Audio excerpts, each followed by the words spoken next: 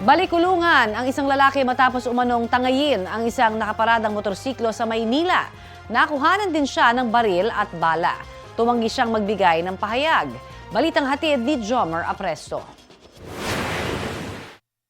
Nagmistulang eksena sa pelikula ang habulang ito sa pagitan ng isang lalaki at 6 na pulis sa bahagi ng Santa Cruz, Maynila. Ang hinahabol ng mga otoridad, karnaper daw na nagtangay ng motorsiklo ng 19 anyos na babae. Base sa salaysay ng biktima sa pulisya, bibili siya sana sa isang pharmacy sa Fugoso Street nitong linggo nang mangyari ang karnaping. Yung biktima po natin, naiwan yung susi sa motor. Nung papasok pa lang siya, naalala na niya agad, wala pala yung susi niya. Nang babalikan na niya ang kanyang motor, nakasakay na ang sospek na mabilis na tumakas. Napasigaw ng saklolo ang biktima. Sakto naman na nagsasagawa ng anti-criminality campaign sa lugar ang Alvarez PCP. Agad nilang nabawi ang motorsiklo mula sa sospek na nakatakbo pa papalayo.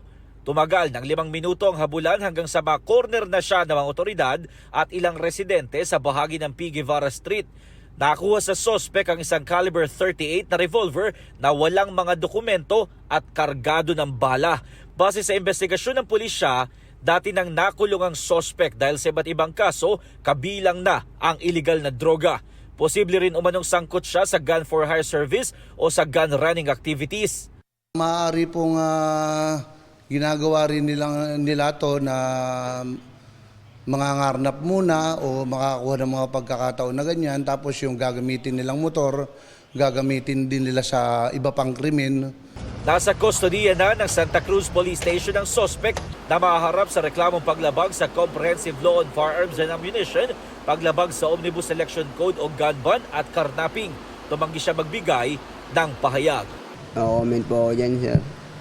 Sa korte na lang po ako magpapaliwanag, sir. Jomer Apresto nagbabalita para sa GMA Integrated News.